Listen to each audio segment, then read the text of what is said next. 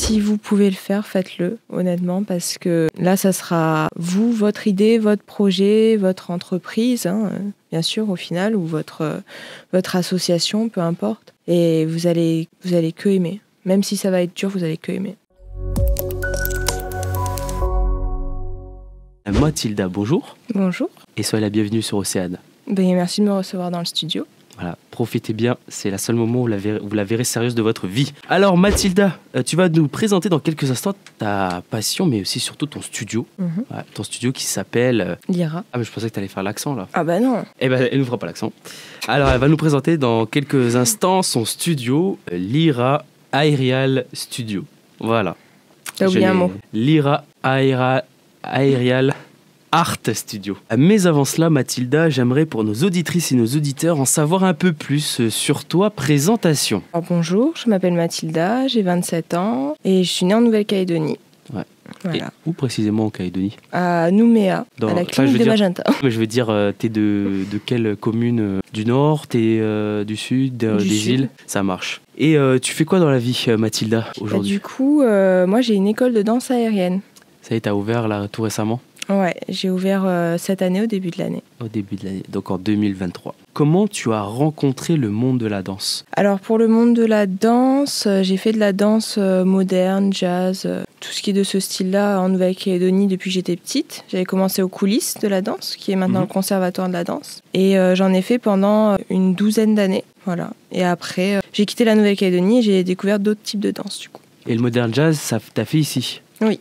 Ok, t'as fait ici pendant 12 ans et après t'es partie. T'es partie où ça? Je suis partie en Nouvelle-Zélande, j'y ai vécu 5 ans et je suis allée en France 2 ans. Et comment c'est devenu une passion la danse? Alors la danse en elle-même, c'était une petite passion, mais il manquait un peu quelque chose. J'étais bien, j'arrivais bien à enchaîner, on va dire, mais il manquait un petit truc. Et du coup après, quand j'ai commencé à essayer tout ce qui est aérien, donc danse aérienne, là ça rajoutait quelque chose. Un plus, ouais. Que tu ne saurais pas trop décrire. Je pense que c'est un mix de, t'as dit la force physique et la grâce, la souplesse, c'est un mix de tout, c'est pas seulement toi et tes pieds que tu dois coordonner, et ton corps aussi, qui est déjà compliqué, mais t'as un accessoire, ça permet un peu de gérer mieux son corps dans l'espace, je trouve. Et donc justement, on en parlait, le monde aérien, comme tu le qualifies, tu appelles ça d'ailleurs les aériens, c'est ça? Ça mélange plusieurs disciplines, il y a le cerceau, mais pas que, il y a aussi le hamac, et même le pole dance qui sont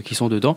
Et là, tu parlais de grâce, et c'est vrai que justement, il faut beaucoup de force physique, notamment lorsque tu veux rajouter de la grâce. Est-ce que tu peux un peu plus nous en parler justement de ces difficultés en tant que danse aérienne? Alors au début, quand on commence, il y a la difficulté de, peu importe ce qu'on fait, de l'agré qu'on a, donc pole dance, hamac, même tissu, trapèze, il y en a plein. On n'est pas habitué, donc au toucher, que ce soit le corps ou les mains, comment on accroche, ça c'est un peu particulier, il faut s'habituer déjà au toucher. Après il y a la force, parce qu'il faut quand même de la force pour se tracter dans les agrès. Et après, une fois que tu maîtrises la force, c'est-à-dire les mouvements en force, là tu peux rajouter des mouvements un peu plus gracieux quand tu les fais, ces mouvements de force. Mais ça, c'est on va dire une petite montagne qu'il faut gravir quand même.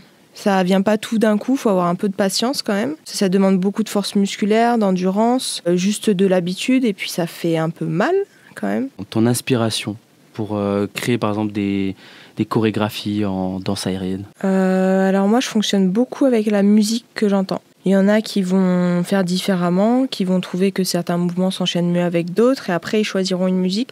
Moi je choisis la musique et j'essaye de caler des mouvements en même temps que le son, si le son s'accélère, s'il se ralentit.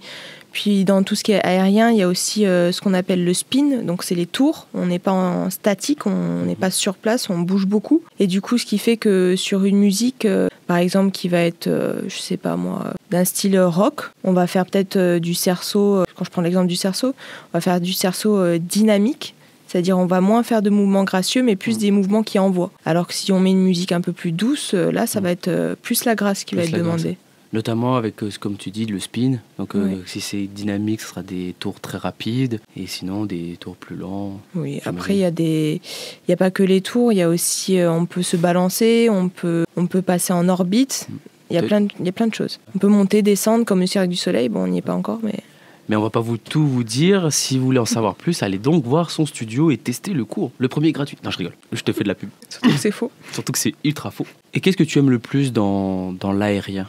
Est-ce que c'est le fait d'être en l'air ? Est-ce que... Alors, je pense que ce que j'aime le plus, c'est le fait d'avoir un accessoire. Parce qu'en fait, ce que je trouvais, pour moi, personnellement, ce que j'aimais pas trop dans la danse, c'est que j'avais du mal à gérer mes bras, mes jambes ensemble. Enfin, il y avait un minimum de coordination qui était là, mais il y avait quelque chose qui manquait. Et l'aérien, ça te fait te concentrer sur autre chose que, par exemple, quand tu fais des petits spectacles, le regard du public, t'es là, t'as ton agrès et toi, et tu te concentres à fond sur...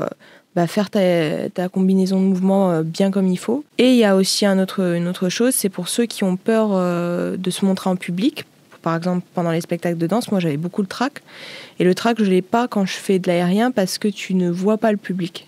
En fait, tu tournes, du coup tu ne vois pas vraiment, tu es vraiment dans ton monde. C'est vraiment particulier. Je trouve qu'on peut vraiment se retrouver avec soi-même là-dedans. C'est vraiment stressant pour toi, la vue du public ? Le fait qu'il y ait des gens qui te regardent. Pas tant le fait de voir le public, mais... Enfin, si, peut-être. Est-ce que c'est ça ou est-ce que c'est le fait aussi de savoir que des gens te regardent qui te stresse ? C'est pas le fait que les gens me regardent, c'est le fait que je peux me tromper ou potentiellement glisser ou moins bien faire en fait devant le public. C'est pas tant leur regard. Après, leur regard, il est quand même intimidant. Quand t'as plusieurs personnes qui te regardent, 10 personnes, ça peut passer. Quand on a 100, 200, ça devient un peu plus compliqué. Là, on approche bientôt du spectacle de fin d'année. Il faudra commencer à pas trop stresser, quoi. Et alors, Mathilda, tu es une artiste, mais aussi professeur. Et là, tu l'as dit justement en début d'émission, tu viens d'ouvrir tout récemment là, le studio Lyra. Pourquoi Lyra ? Lyra Aerial Art Studio, un nom imprononçable pour un français basique comme moi. Alors, il y avait pour le reste du nom, c'est-à-dire la partie anglaise du nom. Que tu ne veux définitivement pas prononcer. Je peux prononcer, mais personne ne va comprendre. Les galottes, regarde, bordel. Non, mais si je prononce, c'est Lyra Aerial Art Studio. Voilà, merci. Alors, pourquoi ce nom-là ? Alors, Lyra, je le dirai dans 2 minutes. Mais pourquoi en anglais ? Parce que j'ai hésité beaucoup. Je me suis dit, est-ce que je mets en anglais ou en français ? Sachant qu'on est en Nouvelle-Calédonie. En français, ça aurait fait Lyra Studio d'art aérien. Et en vrai, je l'ai cette version française, par exemple, sur des flyers ou des documents et tout. Je l'écris en français aussi. Mais en anglais, parce que en vrai, j'avais envie de donner un petit clin d'œil à la Nouvelle-Zélande. C'est là où j'ai appris. Je trouve ça plus joli de dire ça comme ça. Plutôt qu'en français, du coup, j'ai... Et ça l'est, hein. Ça l'est. Quand on prononce bien, oui, ça l'est. C'est plus joli. C'est sûr. Et du coup, Lyra, parce qu'en fait, Lyra en anglais, du coup, Lyra, ça veut dire cerceau aérien. C'est une autre façon de dire aerial hoop. Donc, aerial hoop, c'est cerceau aérien. Mais tu peux aussi dire Lyra. Ok. Et c'est un mot qui vient du monde du cirque. Okay. Mais c'est pas du tout instinctif. Non, c'est choisi... Franchement, jamais j'aurais pu le deviner, ça. Non. D'accord. Lyra, c'est pour cerceau aérien. Ça veut dire, en fait, quand tu dis Lyra dans un pays anglo-saxon, ok, donc tu peux dire... tu peux dire que tu fais du... tu peux dire I do Lyra. Ok. Merci pour cette anecdote. C'est toi qui l'as fait, le logo ? Oui. C'est pas moi qui l'ai fait en entier. Moi, j'ai la photo originale, parce que c'est moi sur le logo. Et après, j'ai demandé à ma première prof de cerceau, qui est graphic designer, donc designer graphiste, voilà, très bien, qui est graphiste, si elle pouvait me le mettre en blanc fond transparent. Et du coup, c'est ce qu'elle a fait. Donc, c'est ma première prof de cerceau qui m'a aidé à faire le logo. Ça a toute une histoire, ce logo. Est-ce que tu veux en dire plus ? Non. C'est vrai ? Mais il n'y a rien d'autre. Hein. Ah, ok. À part juste que c'est pas... J'ai pas fait faire ça par quelqu'un d'autre, c'était réfléchi. Ça m'a pris 3 mois pour trouver le logo. Et est-ce que tes cours, ils sont réservés aux femmes ou on peut venir, si on est un homme, s'initier, si on est sensible à l'aérien, tout comme toi ? Non, il est fait pour tout le monde. Hein. L'aérien, il est fait pour tout le monde. Maintenant, les cours réguliers, ils sont réservés aux plus que 16 ans. Et que ce soit femme ou homme, vous pouvez venir. C'est vrai qu'il y a une majorité de femmes qui viennent parce qu'il y a la grâce qui est là, surtout quand on voit la page sur Facebook. C'est vrai que c'est beaucoup en grâce, mais les hommes, ils ont un avantage, c'est que quand vous allez commencer le premier cours, vous allez avoir la force. Chose que peut-être nous, on va mettre un peu plus de temps à gagner. Vous l'aurez déjà, et après, tout ce qui est grâce, souplesse, ça se gagne avec le temps. Il n'y a pas besoin d'être souple, de savoir faire un grand écart pour venir. Et pourquoi une restriction d'âge ? Pourquoi quelqu'un qui a 15 ans ou 14 ans ne pourrait pas venir ? Pourquoi 16 ans ?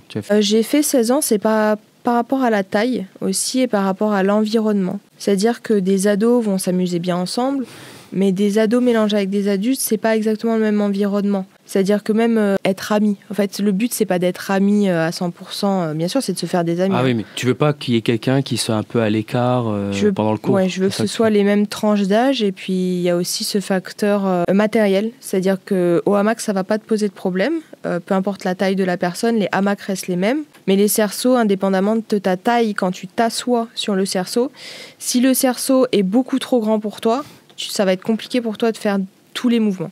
Okay. C'est-à-dire que si je mets un ado sur mes cerceaux, ça peut passer. Si je mets un enfant, ça passera pas parce que ce sera trop haut pour lui. Ou inversement, si je mets un adulte sur un petit cerceau, ce sera trop bas pour lui. Ouais. Il y a un facteur aussi matériel. Mais en fait, c'est pas vraiment... c'est-à-dire ceux qui ont en dessous de 16 ans, ils sont pas interdits, entre guillemets, de venir. C'est juste que tu fais des cours différents. Un cours adulte et un cours enfant. Bah là, je fais des stages enfant-ado. Je mélange les deux. Parce que souvent, il y en a même des enfants qui sont assez grands pour des enfants, j'en ai vu. 9 ans, ils font ma taille. Oh, même plus. J'ai rencontré un garçon de 14 ans qui faisait 1m90. Hein. Ouais. Mais non, c'est plus parce que des enfants, ados, vont pas parler de la même façon que des adultes. Des adultes, moi, je peux leur dire psoas. Je dis ça à un enfant, il va me regarder, c'est quoi ça? Du coup, il y a de ça aussi. C'est... mélange pas. Et puis les enfants sont plus casse-cou que les adultes, donc c'est pas la même attention qu'il leur faut. Il leur faut plus d'attention. Les cours, il faut qu'il y ait moins d'enfants, parce que forcément, s'ils font tous directement la chose et que j'ai pas le temps de dire ouf, à tout moment, il y a un facteur sécurité aussi qu'il faut que j'ai, quoi. Clair, sans ambiguïté. En fait, ce n'est pas interdit aux moins de 16 ans, c'est juste qu'il y a différents cours, où tu mets plus les enfants entre eux, enfants ados et un autre adulte. Pour le cours adulte, ce sera à partir de 16 ans. Les personnes qui viennent à ton cours, est-ce que c'est juste un hobby comme ça, ou il y en a aussi qui font partie, tu as monté une troupe pour justement ce spectacle? Comment ça se passe en fait pour ton spectacle? Alors, pour le spectacle, je force personne à le faire. J'ai fait le tour pendant plusieurs semaines, histoire d'avoir vu tout le monde. Qui veut bien le faire? J'ai eu des oui, j'ai eu des non. Chacun son choix. Quand va venir un spectacle, du coup là, il y aura un peu plus d'entraînement hors cours, parce que je garde les cours normaux. Ce ne sera pas des cours où tu révises le spectacle, et ceux qui font le spectacle feront des cours en plus. C'est un spectacle qui se réitérera l'année prochaine. Et tous les ans, tu feras un spectacle de fin d'année. Oui. Justement pour montrer un peu aussi les différentes performances que tu peux proposer, que tu enseignes, c'est ça aussi, que vous voyez en cours? Alors pour montrer déjà ce que j'ai en cours, c'est-à-dire le hamac et le cerceau. Il y a aussi des cours de souplesse, mais là on va pas faire de la souplesse sur scène. Et du coup, de toute façon, ça se verra dans les performances. De toute manière. Ça se verra. Mais oui, c'est pour montrer un peu le studio, parce qu'il y a toujours des gens qui ne savent pas du tout l'existence des aériens en général, surtout pas en Nouvelle-Calédonie. Et aussi parce que d'un point de vue des élèves, il y en a qui ont commencé dès le début de l'école. Et ça leur fait un petit but à la fin de l'année, ça leur montre qu'ils ont bien évolué. Quand eux, ils vont regarder les vidéos, ils vont voir le premier mois, c'était comme ça. À la fin de l'année, j'ai réussi à faire un spectacle, c'est ouf, c'est trop bien. Et puis ça les aide à les motiver encore plus pour progresser aussi. Et est-ce que on est encore qu'au début, mais est-ce que tu envisagerais d'amener des personnes de l'extérieur, des profs de l'extérieur, de l'aérien justement, pour apporter toujours un peu plus de nouveautés et d'innovation dans ton domaine de l'art? Je pense que oui, je le ferai. Ça, c'est sûr que je le ferai. J'ai eu la chance de vivre en Nouvelle-Zélande quand même plusieurs années. Du coup, j'ai beaucoup de connaissances dans ce milieu-là. Donc, je le ferai. Après, j'attends quand même un peu d'avoir un peu plus de niveau aussi et de personnes intéressées. Parce que c'est vrai que quand tu fais venir des gens de l'extérieur, il faut que ça intéresse il ne faut pas que ce soit un peut-être. Donc, mais j'aimerais beaucoup, parce qu'il y a beaucoup d'aériens différents. Comme j'ai dit, il y a le trapèze, le tissu, la corde, il y a plein de choses. Et qui ne sont pas ici parce que personne n'a fait de cours à l'extérieur et est revenu, ou personne n'a même le matériel, l'accroche, la hauteur, la salle pour le faire et surtout pour l'enseigner. Du coup, j'aimerais bien quand même que ça se ramène un peu en Nouvelle-Calédonie. Dernière question pour notre émission. Est-ce que c'est compliqué au quotidien de gérer le studio? Je parle à la gérante de société que tu es. Est-ce que c'est compliqué à gérer tout ça? Et est-ce que tu as eu des retours négatifs sur les prestations que tu donnes, les cours que tu donnes? Compliqué à gérer, on va dire que c'est très multitâche, vu que je fais tout toute seule. Ça demande beaucoup de petites choses à ne pas oublier. C'est beaucoup de petites choses à faire. En fait, c'est pas des gros travaux, on va dire, d'un point de vue administratif. Et puis après, pour ce qui est du studio, j'ai eu des retours. Oui, il y aura toujours des retours un peu négatifs, mais c'est plus d'un niveau physique. J'ai eu quelques personnes qui m'ont dit que c'était dur. Voilà, c'est vrai que c'est quand même physique. T'en as qui sont pas habitués. Niveau surtout des mains, ça demande quand même beaucoup de poignes. Et c'est quelque chose qu'à moins de faire peut-être du street workout, donc tout ce qui est ce qu'on voit à la promenade Pierre-Vernier, à moins de faire ça ou de la gymnastique, c'est vrai que tu trouves pas ce genre de prise ailleurs. Donc il faut être habitué. Et puis à part les douleurs physiques, non, c'est vrai que c'est une nouveauté, on va dire un peu en Nouvelle-Calédonie, partiellement, parce qu'il y a déjà eu quelques points de l'aérien avant. Qui ont apparu en Nouvelle-Calédonie, mais c'est vrai que c'est assez nouveau, ce studio d'aérien qui regroupe plusieurs arts. Et la nouveauté, ça attire les gens. Plus que ça les repousse pour le moment, du coup c'est très bien. Ok. Bon, maintenant passons aux infos pratiques. Comment peut-on te contacter, Mathilda, pour venir prendre des cours et s'initier aux arts aériens? Alors, le plus simple, ça va être sur Facebook. Du coup, sur Facebook, vous tapez Lyra, Lyra, du nom du studio, ou juste Lyra Nouméa. Normalement, vous devriez arriver dessus. Et après, vous m'envoyez un message sur Facebook. Il y a aussi l'email qui est directement sur la page Facebook, si jamais vous avez vraiment besoin de... On retrouvera l'ensemble, le téléphone, le mail sur ta page Facebook. Facebook, ou même si vous tapez sur Internet, Lyra Nouméa. Insta aussi, parce qu'on a pas mal de jeunes qui nous écoutent. Oui. T'es sur Insta aussi? Oui. Alors Mathilda, est-ce que tu as un message pour les Calédoniennes et les Calédoniens qui aimeraient vivre de leur passion? Oui, alors si vous pouvez le faire, faites-le, honnêtement, parce que là, ça sera vous, votre idée, votre projet, votre entreprise, bien sûr, au final, ou votre association, peu importe. Et vous allez que aimer. Même si ça va être dur, vous allez que aimer. C'est magnifique.